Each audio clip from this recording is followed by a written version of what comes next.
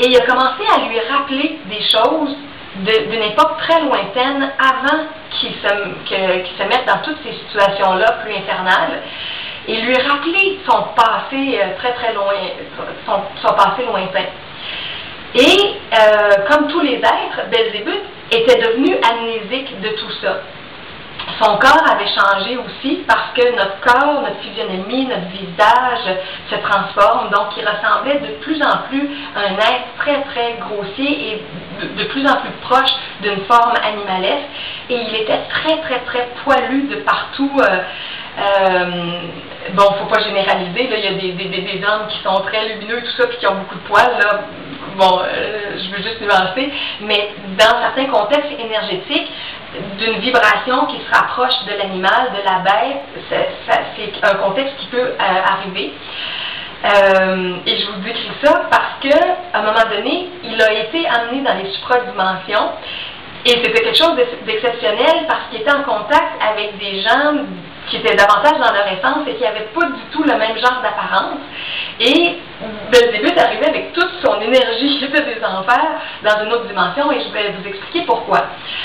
C'est que le maître Samael, en essayant de voir comment il pouvait inviter ce grand démon-là à voir les choses autrement et à l'aider à se souvenir, il a demandé une autorisation pour pouvoir l'amener dans les plans de lumière et de l'amener en présence d'anges, d'archanges, et qu'une chaîne de lumière soit faite autour de lui.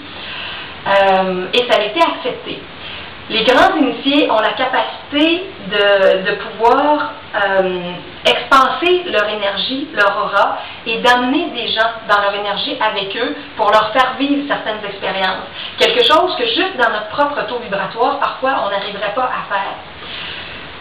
Jésus ou Yeshua avait cette capacité-là aussi autrefois, de pouvoir amener un groupe de disciples dans d'autres dimensions pour leur faire vivre des expériences sur les plans de lumière. Donc, c'est des capacités initiatiques. Samael a donc proposé à Belzébuth de faire un voyage dans les supradimensions pour réveiller sa mémoire et ses contacts avec des êtres d'une autre nature. Et de cette façon-là, Belzébuth a été amené. Au début, il était complètement ébloui. Et parce que, comme on le sait, avec le soleil, par exemple, quand on est au soleil et qu'on rentre à l'intérieur, on ne voit plus rien, on est dans tous les bleuissements du soleil. Donc, dans les sphères plus lumineuses, au début, il n'arrivait pas à voir, il était tellement habitué d'être dans des sphères beaucoup plus sombres. Graduellement, ses yeux se sont adaptés et il a ressenti tout l'amour qui était là des êtres qui l'entouraient. Et après ça, des êtres qui sont allés lui parler, et certains qui l'avaient connu il y a très longtemps, avant qu'il sombre dans son chemin plus démoniaque. Et certains lui ont raconté des choses qu'ils avaient vécues autrefois. Alors, toute la mémoire d'événements d'une autre nature s'est réveillée au cœur de cet être-là. Et il remarquait à quel point c'était difficile la vie dans la domination, dans le contrôle qu'il avait là, avec toutes les peurs aussi qui l'assaillaient. Et en même temps, en contraste, la vie dans la matérialité, toutes les dépendances qui sont faites à la nourriture, au sexe, comment ça devient des obsessions et comment c'est un cercle qui n'en finit plus, qu'on n'est jamais satisfait, puis qu'on en veut toujours plus. Les êtres qui plongent en profondeur dans ces problèmes-là liés aux consommations de drogue, de nourriture, de sexe, d'argent par des chemins malhonnêtes, ça devient des vies compliquées aussi pour tous se procurer ça et sentir qu'on est attaché à ça puis qu'on est mal si on ne reçoit pas la même nourriture. Il sentait qu'après avoir plongé pendant très longtemps dans toutes ces expériences extrêmes-là, il avait besoin d'autre chose, de revenir à une autre vie. Et il a finalement été convaincu par le maître Samael de toute la valeur d'avoir un chemin différent et de revenir dans la loge blanche. Alors, il a décidé de complètement quitter son ancien chemin. Il est allé remettre son ancienne grande cape, certains outils qu'ils ont dans la loge noire. Il a remis tout ça. Il a rayé son nom dans le livre des grands initiés de la loge à laquelle il appartenait. Il a fait toutes les coupures qui étaient nécessaires pour changer de direction.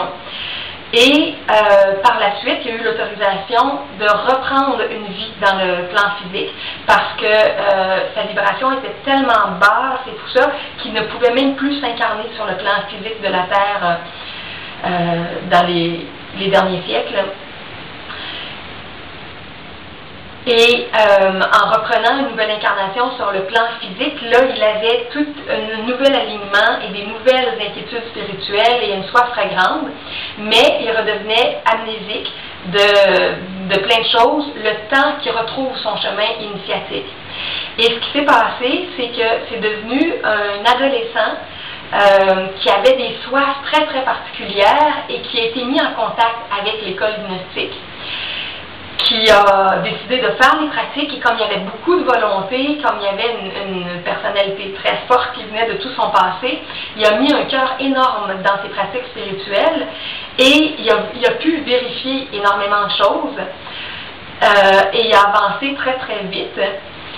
Et finalement, il a repassé toutes ses initiations pour le ramener dans la communauté angélique, archangélique et retrouver ses niveaux d'autrefois de séraphin, sa mémoire d'autrefois. Il a refait toute la fusion avec son être interne. Et aujourd'hui, c'est un être qui est un des enseignants de l'école gnostique. Et c'est un enseignant exceptionnel dans le sens qu'il a la connaissance pratique de la loge noire et de la loge blanche.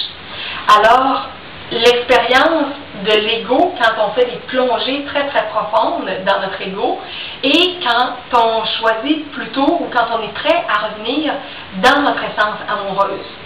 Donc, c'est un être qui peut comprendre des situations intenses et profondes des deux côtés. C'est donc un être aussi qui n'aura pas le même jugement parce qu'il sait ce que c'est de vivre dans ces expériences-là, vraiment par expérience et non pas juste en théorie. Et moi, ce que je trouve extraordinaire dans ça, c'est à quel point un être qui peut avoir pris des chemins extrêmes peut un jour décider de changer de direction et de prendre une route complètement différente. Alors, quiconque dans notre humanité se trouve dans un chemin difficile a accepté dans le passé des propositions plus malsaines ou plus qui le rendent plus vraiment dépendant et esclave de certaines situations de consommation, de relations. Cette personne-là, si à un moment donné, elle réalise à quel point sa vie est devenue infernale, elle peut toujours choisir autre chose et revenir en changeant de relation, en coupant avec son ancien monde, en se faisant des amis dans un nouveau contexte, en ayant un nouveau type d'activité, tout peut être transformé. À vrai dire, il n'y a jamais rien de définitif, que ce soit dans les plans de lumière ou dans les plans de l'ombre, dans les cieux, dans les enfers, sur le plan physique. Peu importe où on est rendu, on a toujours la possibilité de quitter la voie sur laquelle on est. Si on est dans un chemin initiatique plus christique, on peut décider de rebasculer dans des expériences plus conventionnelles et plus matérialistes. Et à l'inverse, si on est dans un chemin plus sombre, plus égocentrique, plus replié sur soi, plus pour le pouvoir personnel et moins dans l'amour avec les autres, on peut aussi changer toute cette avenue-là.